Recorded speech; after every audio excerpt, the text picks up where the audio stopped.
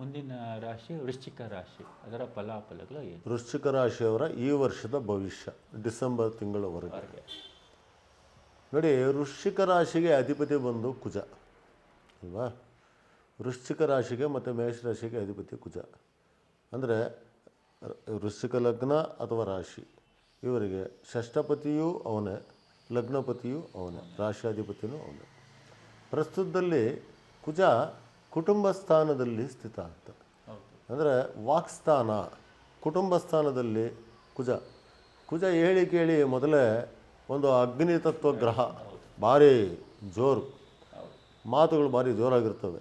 ಹಾಗಾಗಿ ನಮ್ಮ ಮಾತುಗಳಿಂದಲೇ ಸ್ವಲ್ಪ ಗಲಾಟೆಗಳಾಗ್ತಕ್ಕಂಥದ್ದು, ನಮ್ಮ ಒಂದು ದುಡುಕುತನದಿಂದನೇ ಸ್ವಲ್ಪ ಗಲಾಟೆಗಳಾಗ್ತಕ್ಕಂಥದ್ದು. ಇಂಥದ್ರ ಮೇಲೆ ಸ್ವಲ್ಪ ಕಡಿವಾಣ ಹಾಕ್ಕೊಬೇಕು ವೀಕ್ಷಕರೇ. ಬಟ್ ಇಲ್ಲಿ ಕುಜ ಇರತಕ್ಕಂಥದ್ದು ಅಲ್ಪಕಾಲನೇ, 1.5 ತಿಂಗಳೇ. ತದನಂತರ ಬಟ್ ಆ 1.5 ತಿಂಗಳಲ್ಲೇ ಸಾಕಷ್ಟು ತೊಂದರೆಗಳು ನಾವು ನಮ್ಮ ಮಾತಿನಿಂದನೇ ಅನುಭವಿಸುವಂಥದ್ದು ಇರುತ್ತೆ. ಹಾಗಾಗಿ ಈ ವಿಷಯದಲ್ಲಿ ಸ್ವಲ್ಪ ಜಾಗ್ರತೆ ವಹಿಸೋದು ಒಳ್ಳೆಯದು, ಉತ್ತಮ ವೀಕ್ಷಕರೇ. ಇದು ಒಂದನೇ ವಿಷಯ. ಮತ್ತು ಈ ರಾಶಿಗೆ ಪೂರ್ವ ಪುಣ್ಯಾಧಿಪತಿಯಾದಂಥ ಗುರು 6ನೇ ಮನೆಯಲ್ಲಿ ಕೂತಿರೋದು, ರಿಪುಭಾವ, ರೋಗ ಭಾವದಲ್ಲಿ ಕೂತಿರ್ತಕ್ಕಂಥದ್ದು. ನೋಡಿ, ಸಾಧಾರಣವಾಗಿ ಹೋದ ವರ್ಷ ಏಪ್ರಿಲಿಂದ ಇಲ್ಲಿವರೆಗೂ ನಿಮಗೆ ಗುರುಬಲ ಇಲ್ಲ ಆ್ಯಕ್ಚುಲಾಗಿ. ಆದ್ರೂ ಈ ಗುರು ಮೇಷಕ್ಕೆ ಸಂಚಾರ ಆದ ಕಾಲದಲ್ಲಿ ಸ್ವರ್ಣಮೂರ್ತಿಯಾಗಿದ್ದು, ಅಂದರೆ 100% ಬಲ ಕೊಟ್ಟಿದ್ದು. ಹಾಗಾಗಿ ನಿಮಗೆ ಋಣಸ್ಥಾನದಲ್ಲಿ ಗುರುವಿನ ಸಂಚಾರವಿದ್ದರೂ ಕೂಡ ಅಷ್ಟೊಂದು ನಿಮ್ಮನ್ನು ಬಾಧಿಸಲಿಕ್ಕೆ ಸಾಧ್ಯ ಇಲ್ಲ. ಆದರೆ ಬಹಳಷ್ಟು ಋಣಗಳನ್ನು ಕೊಟ್ಬಿಟ್ಟಿರ್ತಾನೆ.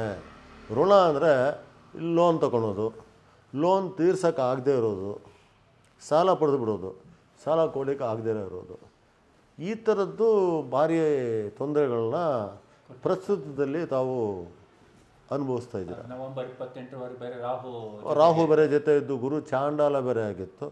ಸೊ ಈ ಒಂದು ಸಮಯದಲ್ಲಿ ಹಣಕಾಸಿನ ವಿಚಾರದಲ್ಲಿ ಭಾರಿ ತೊಂದರೆಗಳನ್ನ ಅನುಭವಿಸ್ಬಿಟ್ಟಿರ್ತೀರ. ಪುತ್ರಕಾರಕನಾದಂಥ ಗುರು ಶಶದಲ್ಲಿರೋದ್ರಿಂದ ಮಕ್ಕಳ ಆರೋಗ್ಯದಲ್ಲಿ ಸ್ವಲ್ಪ ಏರ್ಪೇರುಗಳಾಗಿರುವಂಥ ಸಾಧ್ಯತೆಗಳು, ಅಲ್ಲ ಮಕ್ಕಳ ವಿದ್ಯಾಭ್ಯಾಸ ಅಥವಾ ಅಭಿವೃದ್ಧಿಯಲ್ಲಿ ಸ್ವಲ್ಪ ಕುಂಠಿತ ಆಗಿರ್ತಕ್ಕಂಥ ವಿಚಾರಗಳು, ಮಕ್ಕಳಿಂದ ಹೆಸರು ಸ್ವಲ್ಪ ಕೀರ್ತಿಗೆ ಅಪಕೀರ್ತಿಗಳಾಗ್ತಕ್ಕಂಥದ್ದು, ಇಂಥ ವಿಚಾರನೆಲ್ಲ ನಾವು ಗಮನಿಸ್ಬೋದಾಗಿದೆ ವೀಕ್ಷಕರೇ. ಒಂದು ನೋಡಿ, ಈ ಸಂದರ್ಭದಲ್ಲಿ ವಿಶೇಷವಾಗಿ ಗುರು ಅಂದ್ರೇ ಪ್ಯಾಂಕ್ರಿಯಾಸು ಮತ್ತು ಲಿವರು, ಫ್ಯಾಟಿ ಪ್ಲ್ಯಾನೆಟ್ ಅಂತ ಕರಿತೀವಿ. ಈ ಪ್ಯಾಂಕ್ರಿಯಾಸ್ ಅಂದರೆ ಮಧುಮೇಹ, ಲಿವರ್ ಅಂದರೆ ಕೊಲೆಸ್ಟ್ರಾಲು. ಇಂಥ ಬಾಧೆಗಳಿಂದ ಭಾಳ ಬಳಲ್ಬಿಡುವಂಥ ಸಾಧ್ಯತೆಗಳು ತುಂಬ ಜಾಸ್ತಿ ಇರುತ್ತೆ. ಎಲ್ರಿಗೂ ಬಂದ್ಬಿಡುತ್ತೆ ಅಂತ ಹೇಳ್ತಾ ಇಲ್ಲ, ಸಾಧ್ಯತೆಗಳು ಜಾಸ್ತಿ ಇರುತ್ತೆ ಇಂಥ ಒಂದು ವೃಶ್ಚಿಕ ಲಗ್ನ ಅಥವಾ ವೃಶ್ಚಿಕ ರಾಶಿಯವರಿಗೆ. ಆಹಾರದ ಬಗ್ಗೆ ಗಮನ ಇಟ್ಕೊಬೇಕು. ಅಂದರೆ ಆಹಾರ, ಅವರು ಮಾಡ್ತಕ್ಕಂಥ ವ್ಯಾಯಾಮ ಆಗ್ಬೋದು, ನಿತ್ಯ ಕರ್ಮಗಳಾಗ್ಬೋದು, ಅದರಲ್ಲಿ ಸ್ವಲ್ಪ ಎಚ್ಚರಿಕೆ ವಹಿಸೋದು ಉತ್ತಮ ಅಂತ ಹೇಳಕ್ಕೆ ಬಯಸ್ತೀನಿ. ಈ ಗುರು ಸ್ವರ್ಣಮೂರ್ತಿ ಆಗಿರೋದ್ರಿಂದ ಬಾಧೆ ಕೊಟ್ಟರು ಬಾಧೆಯ ಮಟ್ಟ ಅಷ್ಟು ಜಾಸ್ತಿ ಇರೋದಿಲ್ಲ, ಇದು ಒಂದನೇ ವಿಷಯ. ಆದರೆ ಈ ರಾಶಿಯವರೆಗೆ ದಶಮ ಸ್ಥಾನಕ್ಕೆ ಭಾಗ್ಯಸ್ಥಾನದಲ್ಲಿ ಗುರು ಇರುವುದರಿಂದ ನೋಡಿ, ಇಲ್ಲೊಂದು ವಿಶೇಷ ಇದೆ. ಇವನ್ ಗುರುವು ಬಲ ಇಲ್ಲದೆ ಇದ್ದರೂ ಕೂಡ, ಗುರು 6ನೇ ರಿಪುಭಾವದಲ್ಲಿ ಇದ್ದರೂ ಸಹ ಈ ರಾಶಿಯಿಂದ 10ನೇ ಮನೆ ಅಂದರೆ ಸಿಂಹದಿಂದ ಭಾಗ್ಯಸ್ಥಾನದಲ್ಲಿ ಗುರು ಕೂತಿದ್ದು 10ನೇ ಮನೆಯೇ ಗುರು ವೀಕ್ಷಣೆ ಮಾಡ್ತಾ ಇರೋದ್ರಿಂದ ವೃತ್ತಿಯಲ್ಲಿ ಸ್ವಲ್ಪ ಬಡ್ತಿ ಬಂದು, ಇಷ್ಟೆಲ್ಲ ತೊಂದರೆ ಇದ್ದರೂ ಕೂಡ ವೃತ್ತಿಯಲ್ಲಿ ನಿಮಗೆ ಸ್ವಲ್ಪ ಬಡ್ತಿ ಸಿಗ್ತಾ ಇರುತ್ತೆ ಕೂಡ. ಇದು ಮೇ 1ನೇ ತಾರೀಕು, ಈ ವರ್ಷ ಮೇ 1ನೇ ತಾರೀಕುವರೆಗೂ ಈ ಕ್ರಿಯೆಗಳು ನಿರಂತರವಾಗಿ ನಡೀತಾ ಇರುತ್ತೆ. ಸೊ ಮೇ 1ನೇ ತಾರೀಕಿಗೆ ಗುರು ಈ ವೃಶ್ಚಿಕ ಲಗ್ನ ಅಥವಾ ರಾಶಿಯವರಿಗೆ ಸಪ್ತಮಕ್ಕೆ ಸಂಚಾರ ಆಗ್ತಾರೆ. ಈ ಸಲ ಸಪ್ತಮಕ್ಕೆ ಸಂಚಾರ ಆಗ್ಬೇಕಾದ್ರೆ ತಾಮ್ರಮೂರ್ತಿ ಆಗಿರ್ತಾರೆ ಅವ್ರಿಗೆ. ಇಷ್ಟು ದಿವಸ ಸ್ವರ್ಣಮೂರ್ತಿ ಆಗಿದ್ದರು. ಗುರುಬಲ ಇಲ್ಲದಿರೋ ಕಾಲದಲ್ಲಿ ಸ್ವರ್ಣಮೂರ್ತಿ ಆಗಿದ್ದರು. ಗುರುಬಲ ಬರೋ ಕಾಲದಲ್ಲಿ ತಾಮ್ರಮೂರ್ತಿ ಆಗಿದ್ದಾರೆ. ಒಂದು 25% ಅವರು ಫಲ ಕೊಡ್ತಾರೆ. ಅಂದರೆ ಗುರುಬಲ ಬಂತು. ಮೇ 1ನೇ ತಾರೀಕಿನ ನಂತರ ಈ ರಾಶಿಯವರಿಗೆ ಗುರುಬಲ ಬರುತ್ತೆ. ವಾಸ್ತವವಾಗಿ ಗುರುಬಲ ಬರುತ್ತೆ. ಪ್ರಸ್ತುತ ಆದರೆ ಶನಿ ಬಲನೂ ಇಲ್ಲ, ಗುರುಬಲನೂ ಇಲ್ಲ ರಾಶಿಯವರಿಗೆ. ಅರ್ಧ ಅಷ್ಟಮ ಶನಿ ಅಂತ ಕರಿತೀವಿ.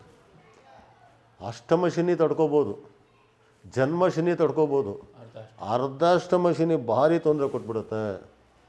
ಆಸ್ತಿ ವಿಚಾರದಲ್ಲಿ ಆಗ್ಬೋದು, ಮಾನಸಿಕವಾಗಿ ಆಗ್ಬೋದು, ವೃತ್ತಿ ವಿಚಾರದಲ್ಲಿ ಆಗ್ಬೋದು, ಅಥವಾ ಈ ಸಾಂಗತ್ಯ ವಿಚಾರದಲ್ಲಿ ಆಗ್ಬೋದು. ಭಾಳಷ್ಟು ತೊಂದರೆಗಳನ್ನ ಶನಿ ಭಗವಂತ ಈ ರಾಶಿಯವ್ರಿಗೆ ಕೊಟ್ಬಿಡ್ತಾನೆ, ಈ ರಾಶಿಯವ್ರಿಗೆ ಈ ಲಗ್ನದವ್ರು ಕೊಟ್ಬಿಡ್ತಾನೆ. ಹಾಗಾಗಿ ಈ ಶನಿ ಭಗವಂತನ ಒಂದು ತೊಂದರೆ ನಿವಾರಣೆಗೋಸ್ಕರ ಕೆಲವೊಂದು ಉಪಾಯಗಳನ್ನ ಮಾಡ್ಕೊಳ್ಳೋದು ಒಳ್ಳೆಯದು. ಏನಂತಂದರೆ ಶನಿ ಸ್ತೋತ್ರ ಪಠನೆ ಮಾಡೋದು.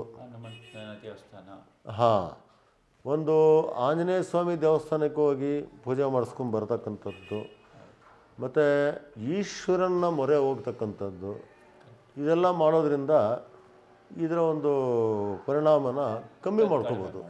ಮತ್ತು ಈ ವಯೋವೃದ್ಧರಿಗೆ, ಈ ಅಂಗವಿಕಲರು, ಕಾಲು ಕೈಗಳೆಲ್ಲ ಇಲ್ಲದಿರೋರಿಗೆ, ಇಂಥವ್ರಿಗೆ ನಮ್ಮ ಕೈಲಾದಂಥ ಒಂದು ಸಹಾಯ ಸೇವೆ, ದುಡ್ಡು ಕೊಟ್ಟು ಬಂದ್ಬಿಡೋದಲ್ಲ, ನಾವು ನಿಂತು ಸೇವೆ ಮಾಡ್ತಕ್ಕಂಥದ್ದು.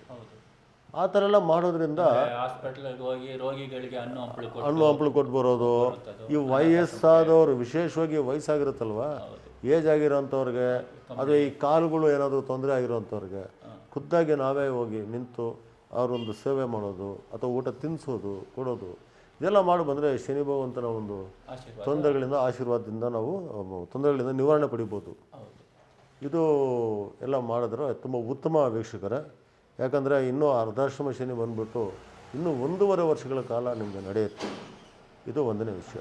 ಪಂಚಮದಲ್ಲಿ ರಾಹು, ಈಗ ಪಂಚಮಕ್ಕೆ ರಾಹು ಬೇರೆ ಬಂದು ಸಂಚಾರ ಆಗಿದ್ದಾರೆ.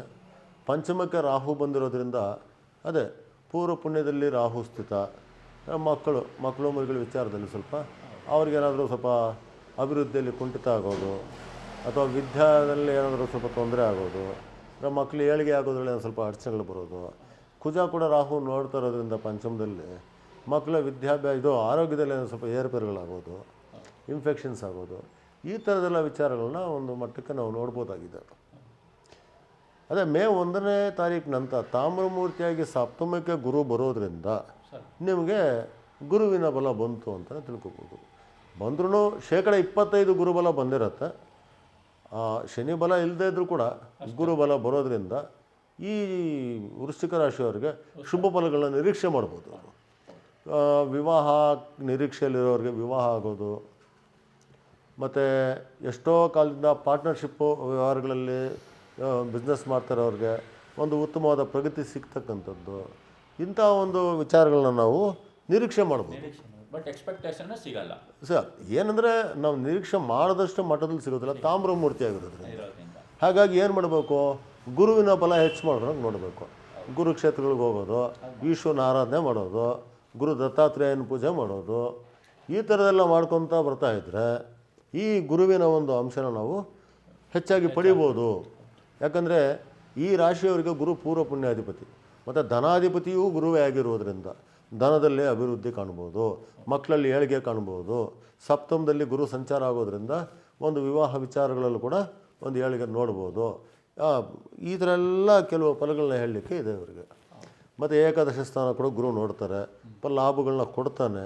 ಯಾವುದಾದ್ರು ಶೇರ್ಸೆಲ್ಲ ಏನಾದ್ರು ಇನ್ವೆಸ್ಟ್ ಮಾಡಿದರೆ ಅವ್ರ ದುಡ್ಡುಗಳು ಬರ್ತಕ್ಕಂಥದ್ದು ಹೋಗ್ತವೆ. ಈ ಥರದ್ದೆಲ್ಲ ಸ್ವಲ್ಪ ಅನುಕೂಲ ಫಲಗಳು ಭಾಳ ಹೆಚ್ಚಾಗೇ ಇರುತ್ತೆ ಮೇ 1ರ ನಂತರ. ಇದು ಈ ರಾಶಿಯವರು ನಿರೀಕ್ಷೆ ಮಾಡಿರಬೇಕಾದಂಥ ಫಲಗಳು. ಪಂಚಮದಲ್ಲಿ ರಾಹು ಅಲ್ವಾ, ಅದೆಲ್ಲ ಹೇಳಕ್ಕೆ ಬರ್ತಾಯಿದ್ದೀರಾ? ಪಂಚಮದಲ್ಲಿ ರಾಹು ಇರೋದಕ್ಕೆ ಕ್ಷೇತ್ರ ಅಂದರೆ ಸುಬ್ರಹ್ಮಣ್ಯ ಕ್ಷೇತ್ರ, ಅಂದರೆ ಕುಕ್ಕೆ ಸುಬ್ರಹ್ಮಣ್ಯ ಅಥವಾ ಕಾಳಹಸ್ತೀಶ್ವರ, ಇಂಥ ಕ್ಷೇತ್ರ ದರ್ಶನ ಮಾಡಿ ಆ ಕುಜ ಮತ್ತು ರಾಹು ಸಂಯೋಗ ಬಂದಿದ್ದು ಅಂದರೆ ಸರ್ಪನ ಬಾಧೆ ಅಂತ ಹೇಳ್ತೀವಿ. ಆ ಒಂದು ಸರ್ಪನ ಬಾಧೆ ನಿವಾರಣೆ ಮಾಡ್ಕೊಳ್ಳೋದ್ರಿಂದ ಸ್ವಲ್ಪ ಆರೋಗ್ಯದಲ್ಲಿ ಸುಧಾರಣೆ ಕಾಣ್ಬೋದು, ಸ್ವಲ್ಪ ಉತ್ತಮ ಫಲಗಳನ್ನ ಕುಟುಂಬದಲ್ಲಿ ನಿರೀಕ್ಷೆ ಮಾಡ್ಬೋದು ಅಂತ ಹೇಳ್ಬೋದಾಗಿದೆ ಈ ರಾಶಿಯವರಿಗೆ. ಇದು ವೃಶ್ಚಿಕ ರಾಶಿಯವರಿಗೆ ಒಂದು ಮಿಶ್ರ ಫಲಗಳು ಈ ವರ್ಷ ಅಂತ ಹೇಳ್ಬೋದು ವೀಕ್ಷಕರೇ.